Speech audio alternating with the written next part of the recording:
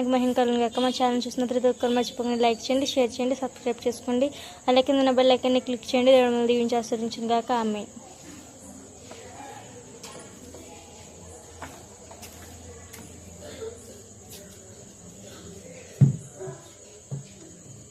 Shalom. మన ప్రభువును రక్షకుడైన యేసుక్రీస్తు నామములో మీ అందరికీ కూడా హృదయపూర్వకమైన వందనాలండి. బాగున్నారు కదా? మీరందరూ కూడా సంతోషంగా, ఆనందంగా, మీరందరూ మీ కుటుంబాలతో దీవెనకరంగా ఉండాలని,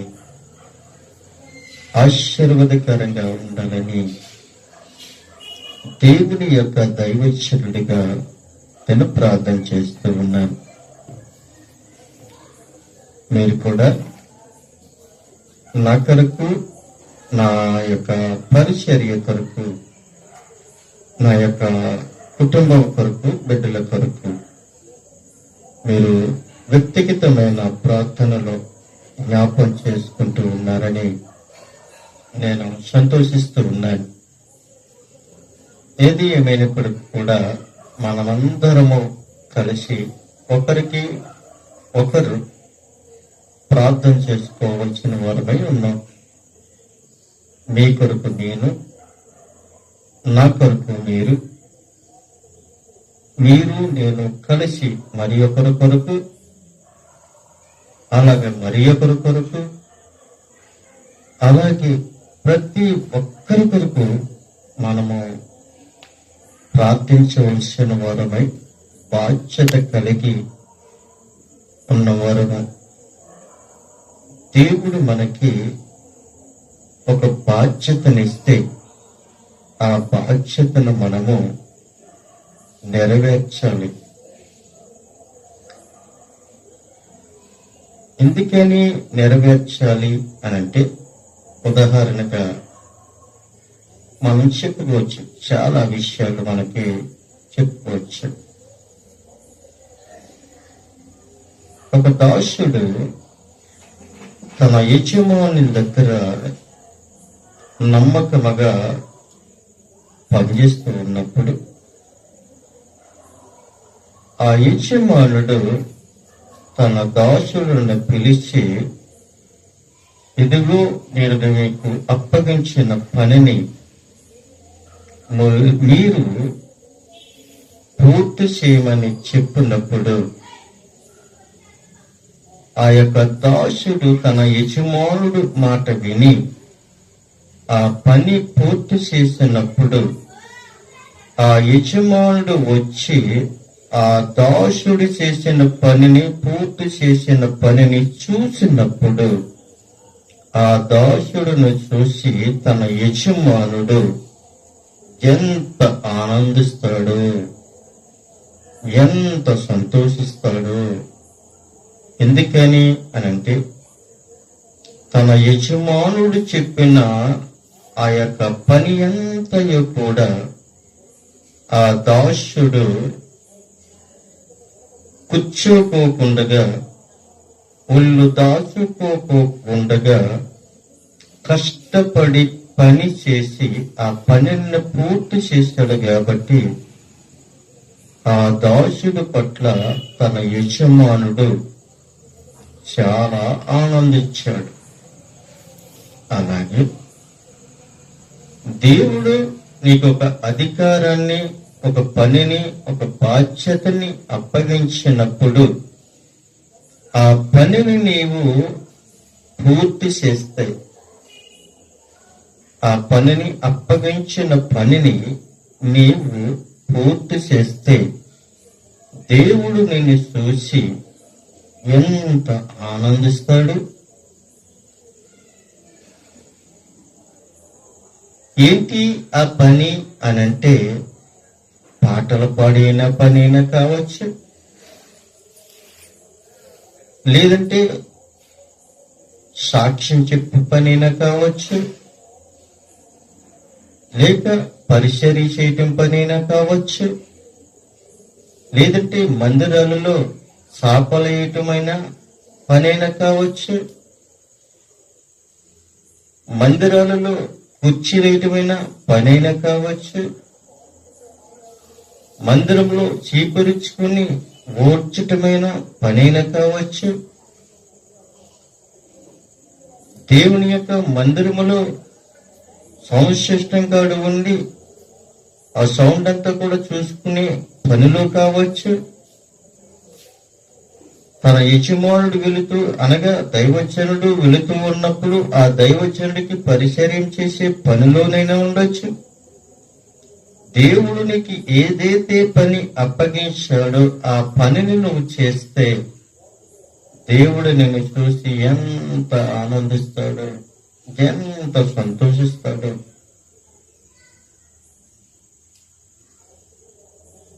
ఈ భూలోకములో చాలా పనులున్నాయి.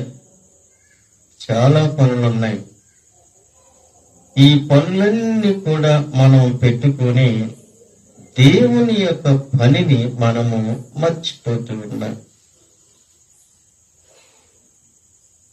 మర్చిపోయి దేవుని యొక్క పని వచ్చేటప్పటికి మనమందరము కూడా ఏమవుతున్నాము అనంటే బలహీనులమైపోతున్నాం. దేవుని పని చేయటానికి బలహీనులమైపోతున్నాం. బయట పని చేయటానికి బలము తెచ్చుకుంటూ ఉన్నాం. దేవుని యొక్క పనికి బలహీనులము, మన యొక్క పనులకి బలవంతులము.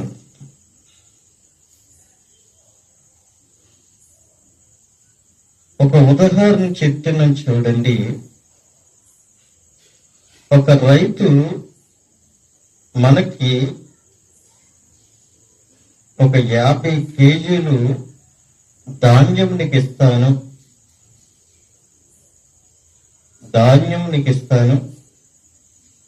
అని అనకుండగా, ఒరే అబ్బాయి నీవు ఇలా రా అని ఆ యొక్క యజమానుడు పిలిచినప్పుడు వెళ్ళిన తర్వాత, ఒరే అబ్బాయి నీకు ఒక పని చెప్తాను, ఆ పని చాలా విలువైంది, ఆ పనికి నేను నీకు ఏదో ఒకటి నేను ముట్ట చెప్తాను. ఇక 50 కేజీలు ధాన్యం బస్తా ఉంది, ఇది మోసుకుని వెళ్ళి నేను చెప్పిన ప్రాంతంలో పెట్టి తిరిగిరా అని చెప్పినప్పుడు అదేం చెప్తాడు తెలుసా? ఆడి నాకేమిస్తాడు? అయ్యా మీరు 50 కేజీలు అంటున్నారు కాబట్టి నాకు తలపోటు వచ్చేస్తుంది, మెల్లజీవాలు లాగేస్తున్నాయి, మెల్లపోట్లు వచ్చేస్తున్నాయి, నడుము పూట వచ్చేస్తుంది, నేను మొయ్యలేను అని చెప్తాడు. ఎన్నో షాపులు చెప్తాడు. కానీ మరి 50 కేజీల బత్తాన్ని ఇంటికి పట్టుకుపోరా అని ఒంటరిగా ఉన్నప్పుడు చెప్పాడు అనుకోండి, ఏదో ఒక విధంగా ఆ 50 కేజీల బత్త బలాన్ని తెచ్చుకుని ఏదో విధంగా తంటాలు పడి ఆ 50 కేజీల బత్త ఇంటికి తెచ్చేసుకుంటాడు. చూడండి, నీకేదో ఒకటి మొట్ట చెప్తాను, పలానా దిక్కుకి పట్టుకుని వెళ్ళి అక్కడ పెట్టు అనంటే అనేకమైన షాకులు చెప్తాం. కానీ నువ్వు పట్టుకుని వెళ్ళిపో అనంటే మనం ఏం చేస్తాం తెలుసా? అవసరమైతే చుట్టుపక్కల ఉన్న వాళ్ళందరినీ కూడా పోగేసి నాకు కొంచెం సహాయం చేయండి, నా మెల్ల మీద ఎత్తండి, నా యొక్క నెత్తి మీద పెట్టండి అని నువ్వెంత బలహీనుడివైనా సరే బలం తెచ్చుకొని ఇంటికి తెచ్చుకుంటావు.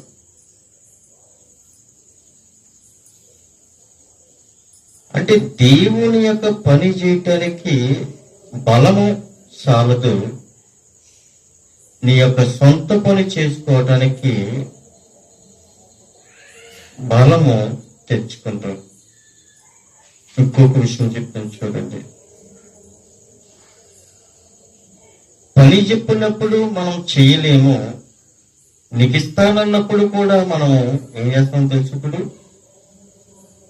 నేను అసలేమి చేయలేము, నేను అసలే మోసే ఓపికే లేదు. ఇప్పుడు మీరు ఊరుకుని ఇస్తానన్నా కూడా నేను మోసే స్తోమతలో నేను లేను.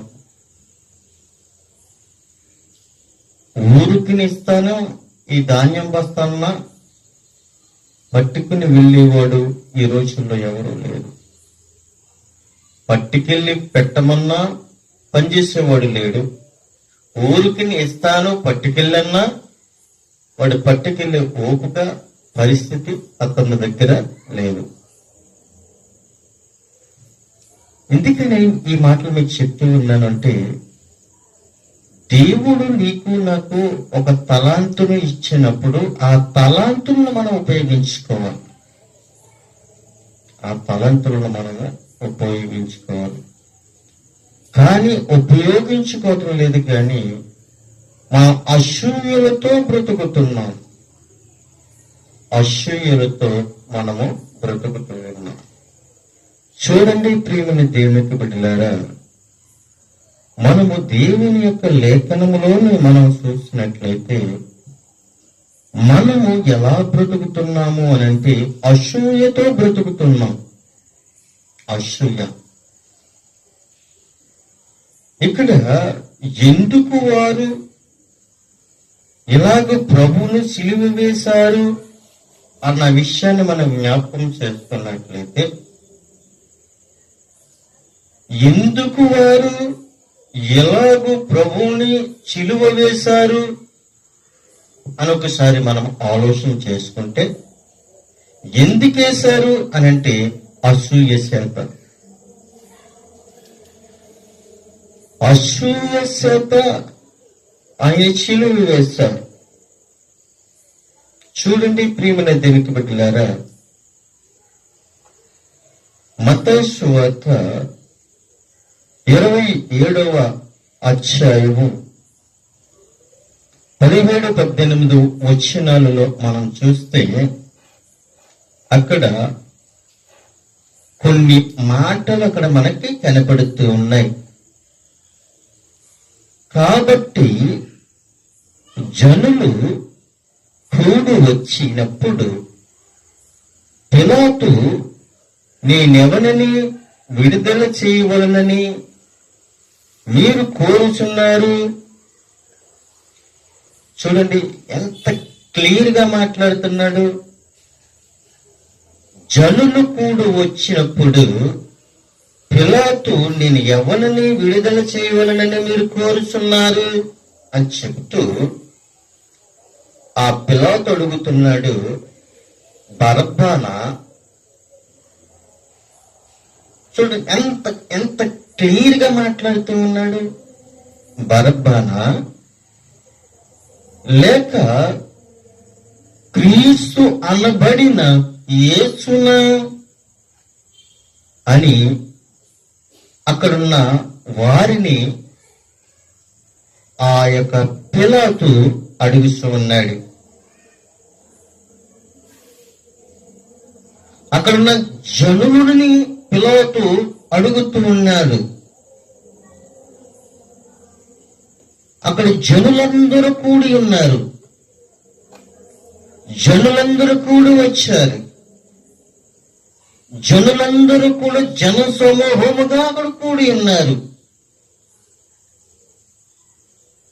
ఆ కూడి ఉన్న జనములను అడుగుతున్నాడు పిలాతు, నేను ఎవరిని విడుదల చేయవలనని మీరు కోరుచున్నారు? బరబ్బనా లేక క్రీస్తనబడిన యేసున అని వారిని అడుగుతూ ఉన్నారు. వారు అంటున్నారు, వాళ్ళు ఏ యొక్క ఆలోచన కలిగి ఉన్నారు అని అంటే ఇక్కడ మాట తెలియపరుస్తున్నాడు. ఏల అనగా వారు అసూయ చేత, ఎంత క్లియర్ గా మాట్లాడుతున్నారు చూసారా? అసూయ చేత ఆయనను అప్పగించిరని అతడు ఎరిగియుండెను. పిలాతు అడిగారు. అడిగిన తర్వాత ఆయన అప్పగించిరని అతడు ఎరిగి ఉన్నాడు. ఇలా మనస్సును ఎరిగి ఉన్నాడు. ఇలా ఏమి ఆలోచన కలిగి ఉన్నారు అనంటే అసూయ చేత. ఈ ప్రజలందరి యొక్క హృదయాలు ఎలాగున్నాయి అనంటే అసూయ చేత నింపబడిపోయింది. ఖచ్చితంగా క్లియర్ గా అడుగుతున్నాడు, బరబ్బాను విడుదల చెయ్యాలా, యేసుని విడుదల చెయ్యాలా అని వారిని అడుగుతూ ఉన్నప్పుడు వారు అసూయ చేత ఆయనను అప్పగించారని అతడు ఎరిగి ఉండెను. అయితే చూడండి ప్రియమైన దేనికి బిడ్డలారా, 11వ వచనం నుండి మనం క్లియర్ గా చదువుకుంటే అక్కడ మనకి తేట తెల్లగా మనకు అర్థమవుతుంది. యేసు అధిపతుల ఎదుట నిలిచెను. అప్పుడు ఆ అధిపతి, యూదుల రాజువు నీవేనా అని అడుగుతున్నాడు. ఆ యొక్క అధిపతి ఏమంటున్నాడు? యూదులు రాజువు నీవేనా అని అడుగుతున్నాడు. ప్రభువైన యేసు క్రీస్తు అంటున్నాడు, అతనిని చూసి నీవన్నట్టే, నా దేవుడు రాజులకు రాజు, ప్రభువులకు ప్రభువు. ఆయన సర్వశక్తి మంతుడు, పరిశుద్ధాత్మ ద్వారా మాట్లాడే దేవుడు. ఆ యొక్క అధిపతి అడుగుతున్నాడు, యూదు, మరి నీవు యూదుల రాజు అను నీవేనా అని అడుగుతున్నాడు. ఆ మాటకు ప్రభువైన యేసు క్రీస్తు అంటున్నాడు, అతను చూసినట్టు అయినను.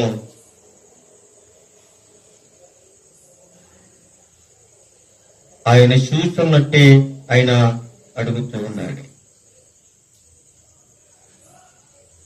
ప్రధాన యాజకులను పెద్దలను ఆయన మీద నేరము మోపినప్పుడు ఆయన ప్రత్యుత్తరమేమీ ఇవ్వలేదు.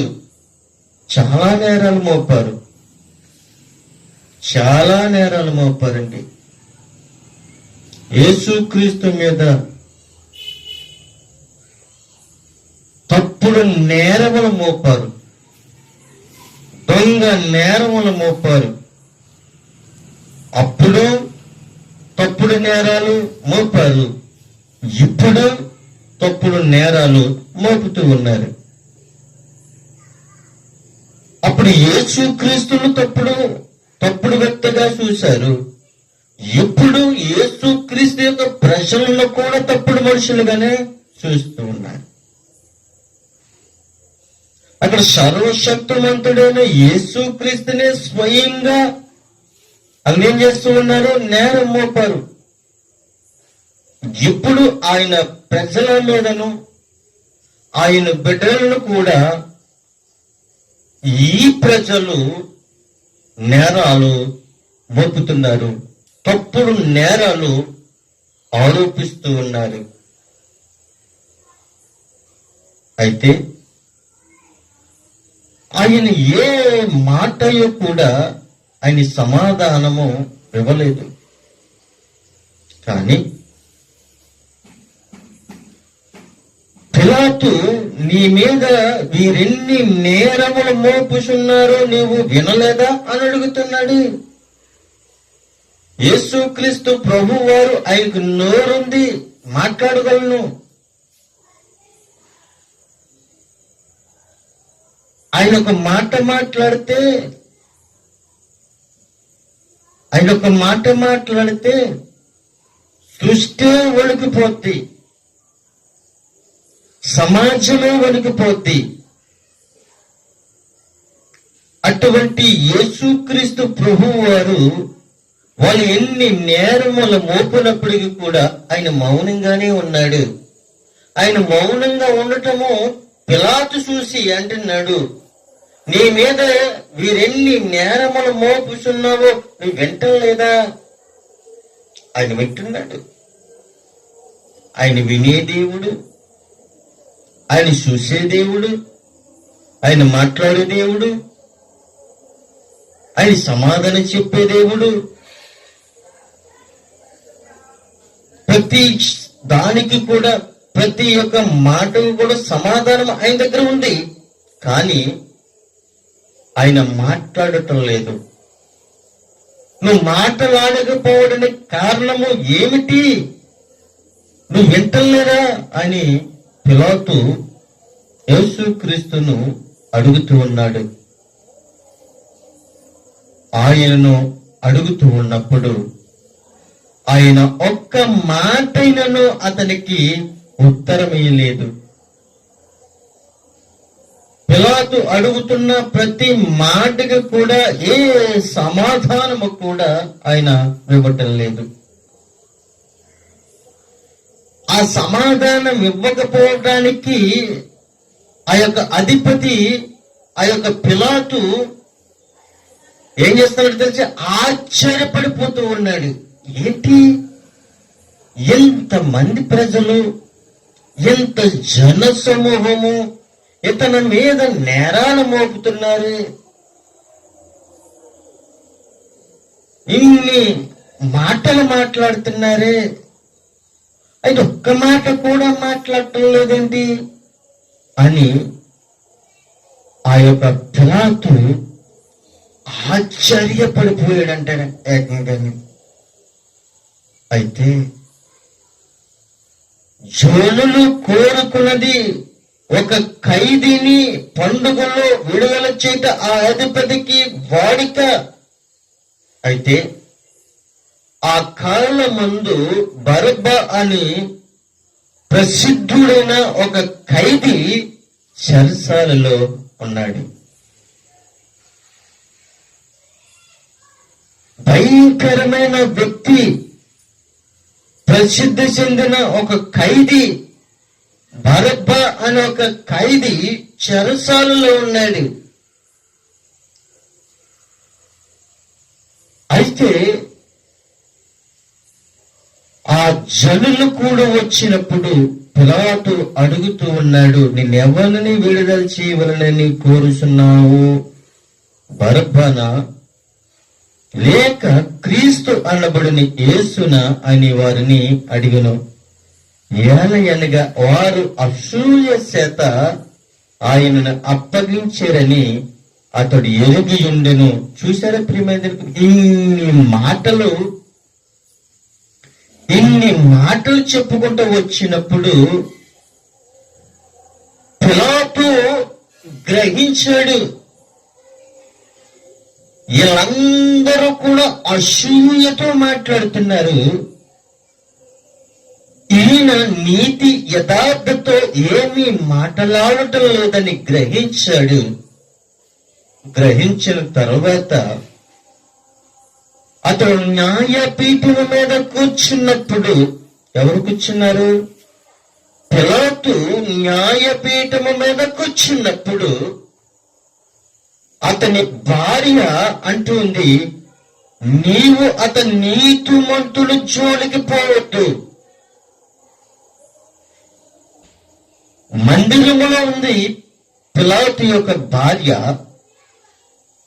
పిలాతు న్యాయపీఠము మీద కూర్చున్నాడు. పిలాతు భార్య యేసుక్రీస్తులో ఆమె యొక్క దర్శనమును చూస్తూ, ఇతను నీతిమంతుల జోలికి పోవద్దు, ఈ పొద్దున్న ఆయన గూర్చి నేను కలలో మిక్కిలి బాధపడుతునని అతనికి యొద్దకు వర్తమానము పంపించింది.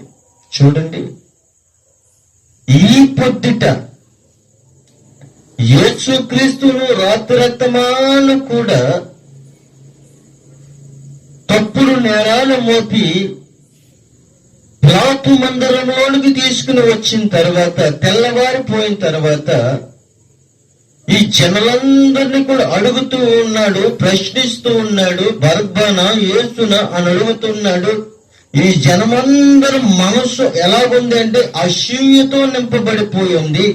కానీ యేసు క్రీస్తు తన యొక్క మూలుగును, తన బాధను, అతను నీతిమంతుడని పిలాతు భార్యకు దర్శనమిచ్చాడు. ప్రభువైన యేసు క్రీస్తు. ఆ యొక్క పిలాతు భార్య వర్తమానము న్యాయపీఠం మీద కూర్చున్న తన భర్తకు, పిలాతు యొద్దకు వర్తమానం పంపించింది. నీతిమంతుల జోలికి పోవద్దు. ఈ ఉదయమే, ఈ పొద్దునే ఆయనను గూర్చి నేను కలలో మిక్కిలి బాధపడితినని అతని యొద్దకు వర్తమానము పంపించను.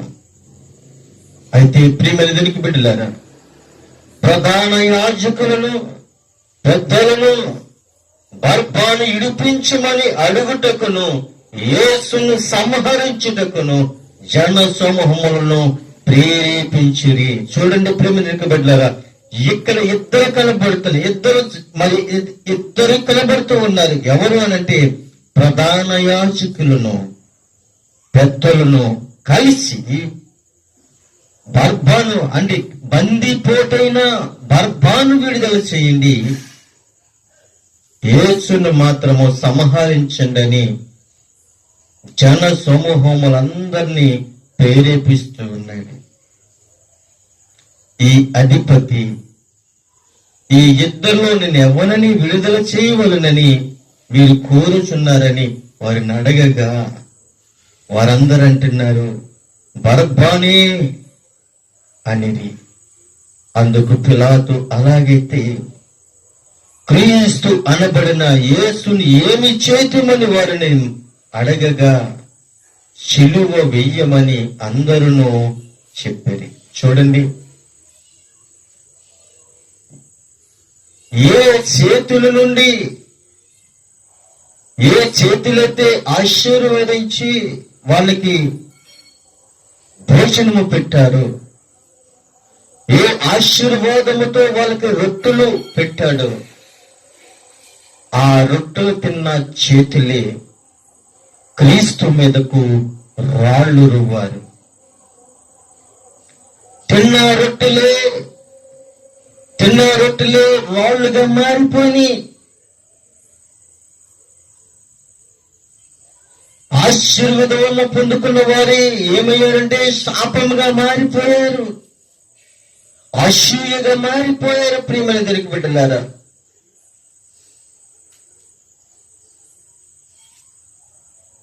వీళ్ళలాగా మాట్లాడతారని యేసుక్రీస్తుకు తెలుసు.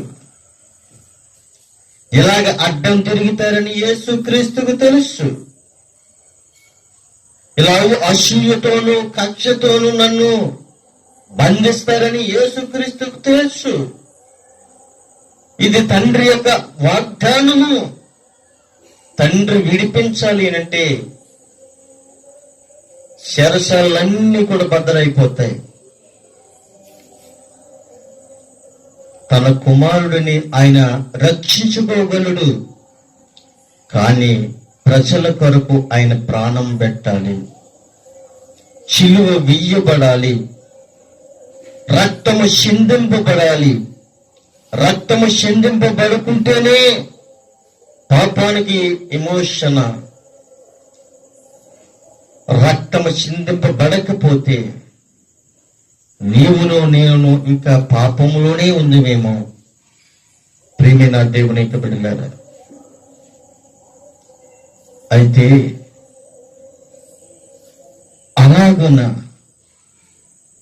అల్లరి ఎక్కువగా ఉన్నప్పుడు పిలవత ఏం చేశాడో తెలుసా?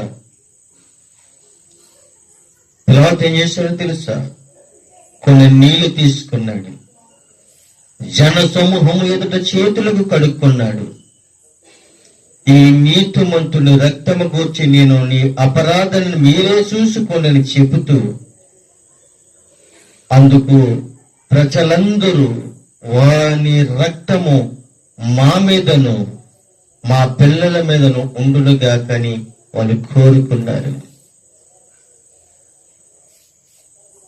పిలాతు చేతులు కడిగేసుకున్నాడు. వీరైతే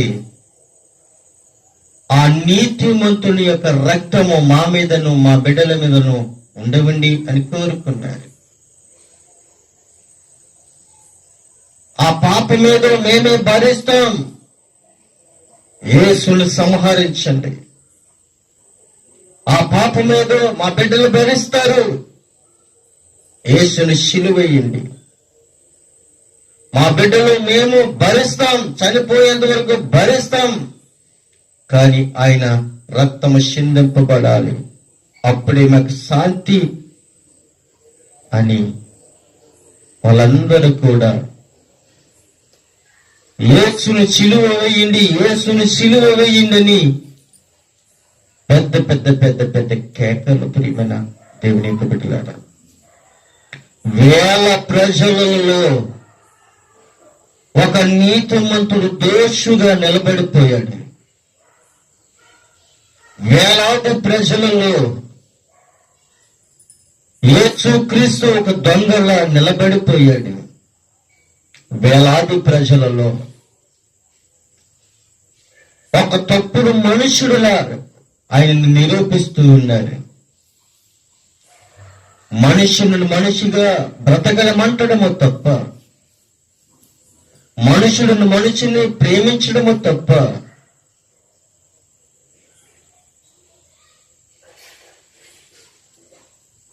దేవుడు చెప్పిన ప్రతి మాటకు అక్షరాలుగా ఆయన ప్రతి మాట కూడా మన కొరకే కదా, మీరు నీతిగా యథార్థంగా ఉండాలనే కదా, ఒకరికొకరు అసూయగా ఉండకూడదనే కదా ఆయన కోరుకునేది. కానీ అప్పుడు అలాగే కోరుకున్నారు, ఇప్పుడు అలాగే కోరుకున్నారు. అప్పుడు నజరేయుడైన యేసుక్రీస్తు అనే వ్యక్తిని, దైవ కుమారుడిని సిలువేశారు. ఇప్పుడు సంఘములో ఉన్న సంఘాన్ని, సంఘ బిడ్డలను, దైవజనులను హింసిస్తూ ఉన్నారు, తప్పుడు నేరాలు మోపుతూ ఉన్నారు.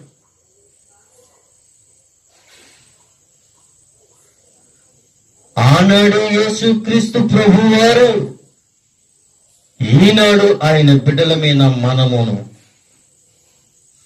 అప్పుడు దొంగ తీర్పులు తీర్చారు, ఇప్పుడు దొంగ తీర్పులు తీర్చారు.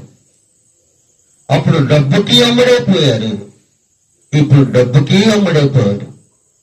అప్పుడు కులానికి అమ్ముడైపోయారు, ఇప్పుడు కులానికి అమ్ముడైపోయారు. ఆనాడు రాజకీయాలకి అమ్ముడైపోయారు, ఈనాడు రాజకీయాలకి అమ్ముడైపోయారు. సమస్యను కూడా యేసుక్రీస్తు మీద నేరం మోపి ఆయనని రక్తము చిందించి శిలువలో ఆయనని బలిచ్చేశారు. ఈ రోజుల్లో కూడా చాలా మంది దేవుని యొక్క బిడ్డలను హతమారుస్తున్నారు, కళ్ళతో చూస్తున్నారు. ఆనాడు యేసుక్రీస్తును సిలువేసినప్పుడు దేవాలయం పైనుంచి కిందకి రెండుగా చీల్చబడిపోయింది. ఈనాడు కూడా ఆయన బిడ్డలను దైవజనులైనా కావచ్చు, సంఘాన్ని కావచ్చు, మందిరాలను తగలబెట్టినప్పుడైనా కావచ్చు, మనము కళ్ళతో చూస్తున్నాం. ఇప్పుడు జరిగిన ఆ యొక్క శిక్ష వెంటనే భూకంపం వస్తుంది. దేవుడు లేడు అన్న చెప్పిన వెంటనే భూకంపం వస్తుంది.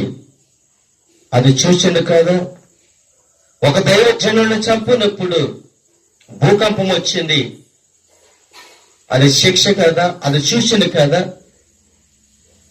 ఆయన ప్రజల మీద నేరం మోపినప్పుడు, ఆయన ప్రజల మీద హతము చేస్తున్నప్పుడు జలప్రయం వస్తుంది, భూకంపం వస్తుంది. తెలియటం లేదా? గ్రహించటం లేదా? ఇంకా మూర్ఖత్వంలోనే బ్రతుకుతున్నావా? ఆయన ప్రతిది కూడా కళ్ళకు కట్టినట్లుగా ఆయన ఒక సూచన చూపిస్తూ ఉన్నాడు. ఆయన బిడ్డల మీదకి, ఆయన బిడ్డలని హింసించినప్పుడల్లా కూడా ఆయన ఒక ఉగ్రతని చూపిస్తున్నాడు. తెలియటం లేదా?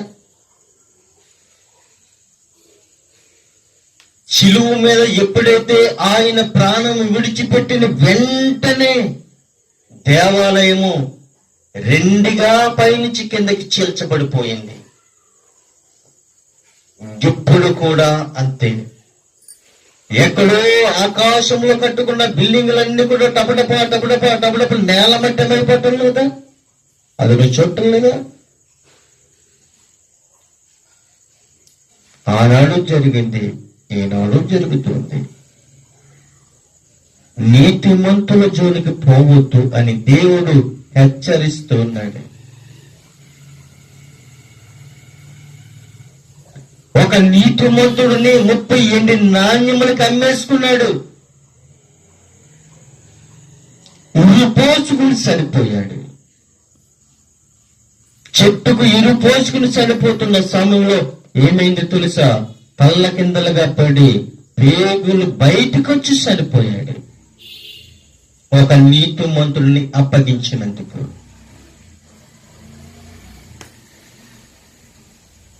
అతనితోటే తిరిగాడు. అతను ఎక్కడికి వెళ్తే అక్కడికి వెళ్ళాడు. ఆయన ఎక్కడ కూర్చుంటే అద్భుత కార్యాలు చూశాడు. కానీ నీతిమంతుడిని 30 నాణ్యములకు అమ్మేసుకున్నాడు. తాను బ్రతికాడా? సుఖంగా ఉన్నాడా? ఆ 30 నాణ్యములకి సంతోషంగా ఆనందించాడా? లేదు. సిలువ వేయబడిన వెంటనే, దేవాలయం చీల్చబడిన వెంటనే, అయ్యో ఒక నీతిమంతుడిని నిన్ను అప్పగించానే, అయ్యో ప్రభువా క్షమించు అని పరుగులు తీశాడు. అప్పుడు విన్నాడా? సిలువ మీద ఉన్న దొంగ క్షమాపణ కోరుకున్నాడు. యేసు క్రీస్తు క్షమాభిక్షాన్ని పెట్టాడు. నేడు కూడా నాతో కూడా పరదేశంలో ఉంటావని ఆయన వాగ్దానం చేస్తాడు. దొంగ తప్పు చేశాడు కాబట్టి క్షమాపణ కోరుకున్నాడు. ప్రభువా, మేము చేసిన తప్పు నిజమే, కానీ నీవు నీ రాజ్యములోకి వచ్చినప్పుడు నన్ను జ్ఞాపం చేసుకుంటావా అని అడిగినప్పుడు ప్రభువైన యేసుక్రీస్తు నోరు తెరిచి ఆ దొంగతో అంటున్నాడు, నేడు కూడా నాతో పరదేశంలో ఉంటావు, క్షమించాడు. ఇప్పుడు కూడా దేవుడిని క్షమించడానికి ఇష్టపడుతూ ఉన్నాడు. కానీ క్షమించమని నీ నోటితో అడగలేకపోతూ ఉన్నావు. అడిగితే క్షమించే దేవుడు మన దేవుడు. క్షమాభిక్షము ఆయన దగ్గర ఉన్నది. మన దేవుడు ప్రాణాలు తీసే దేవుడు మాత్రమే కాదు, క్షమించే దేవుడు. కానీ దేవుని వద్ద నీవు అసూయగా మాట్లాడుతూ నేను నమ్ముకున్నాను అని కపటమైన హృదయముతో నువ్వు పరుగులు తీసి మోసం చేసావా? యోధా ఎలాగైతే చనిపోయాడో ఆత్మీయ జీవితంలో కూడా నీవు అలాగే చనిపోతావు. ప్రభు ఈ రాత్రి కాల సమయంలో మన అందరితో ఆయన మాట్లాడుతూ ఉన్నాడు. మరి ఒక మాటను నేను చూపించి నేను ముగించడానికి ఇష్టపడుతూ ఉన్నాను. ప్రియమైన దేవునికి బిడ్డలారా, మార్కు సువార్త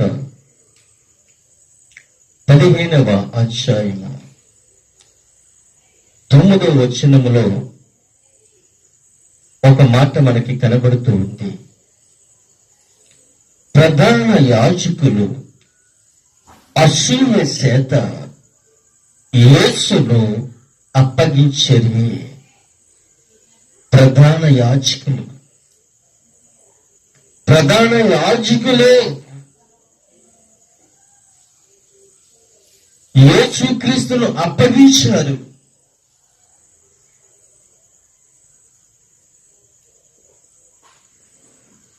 ఎంత దౌర్భాగ్యమైన స్థితి! ఈ రోజుల్లో కూడా నిన్ను నన్ను అప్పగించడానికి సాతానుగాడు ఎన్ని కుయుక్తులు ఎత్తుతున్నాడో తెలియదా? సాతానుగాడు నిన్ను నన్ను మన మీద నేరాలు మోపడానికి ఎన్ని కుయుక్తులు ఎత్తుతున్నాడో నీకు తెలియటం లేదా? సాతానుగాడు నిన్ను నన్ను 10 మందిలో నిలబెట్టడం కొరకు ఎన్ని ఆలోచనలు ఎత్తుతున్నాడో నీకు నాకు తెలియటం లేదా? నిలబడొద్దన్న కాడ మనం నిలబెడుతున్నాం, కూర్చోవద్దన్న కాడ కూర్చుంటున్నాం, మాట్లాడొద్దన్న కాడ మనం మాట్లాడుతూ ఉన్నాం,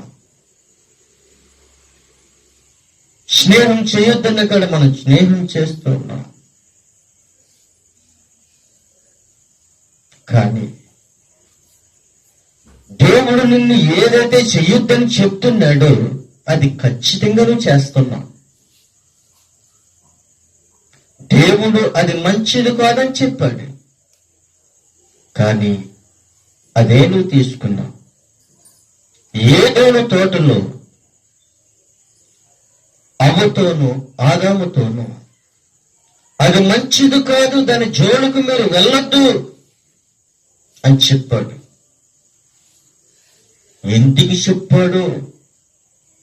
వెళ్దామని వెళ్ళింది, మోసపోయింది, తన మహిమ శరీరాన్ని కోల్పోయింది. తిన్న దినమున నువ్వు నిశ్చయముగా చనిపోతావు అని చెప్పాడు.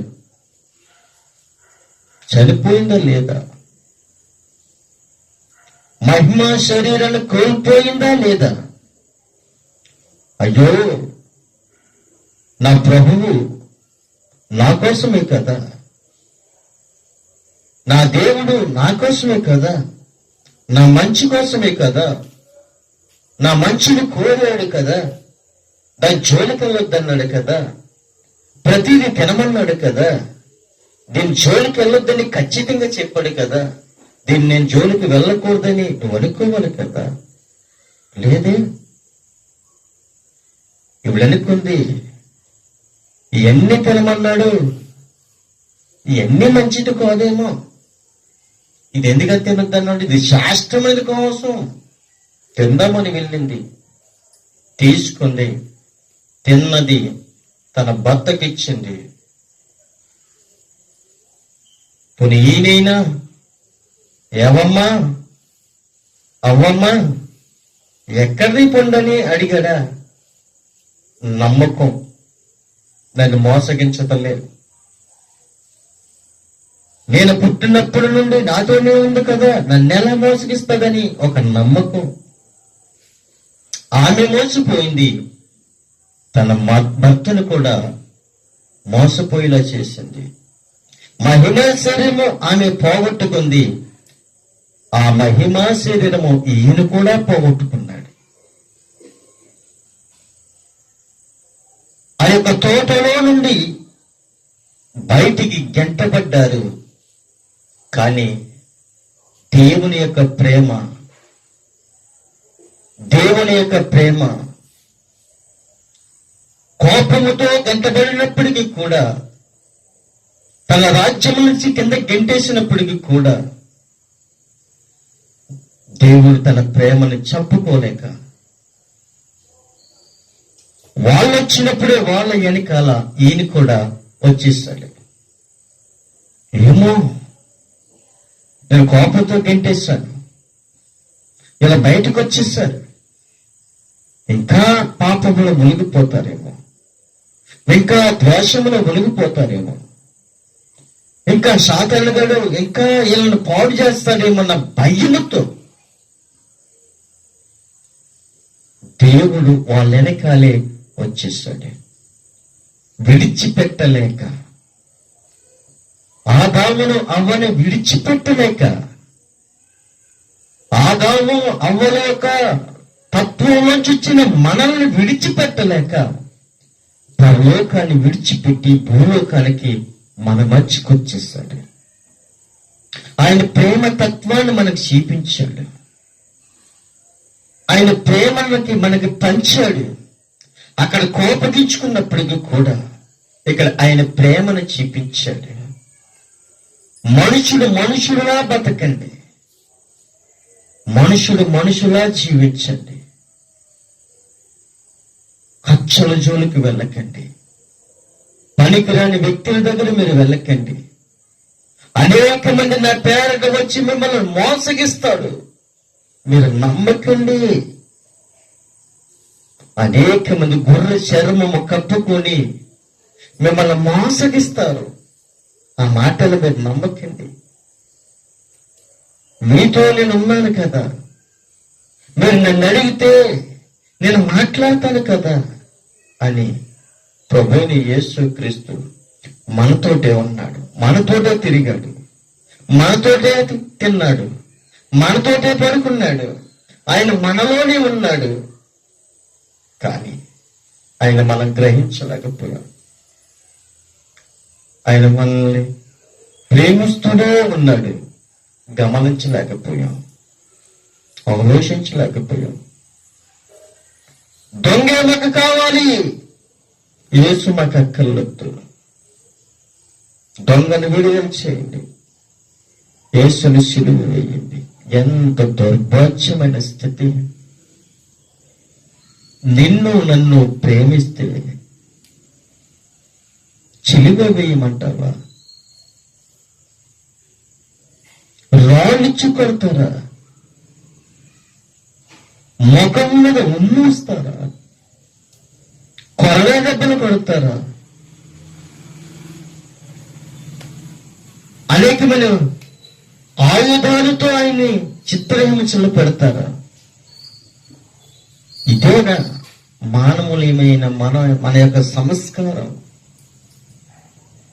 కానీ ప్రభువైన యేసుక్రీస్తే మనల్ని పూర్తిగా చదివేశాడు. హృదయము వ్యాధి గలది, హృదయము వ్యాధి గలది. నీ చూపు మోహపు చూపు, నీ కళ్ళే మంచి కాదు, నీ హృదయమే మంచిది కాదు.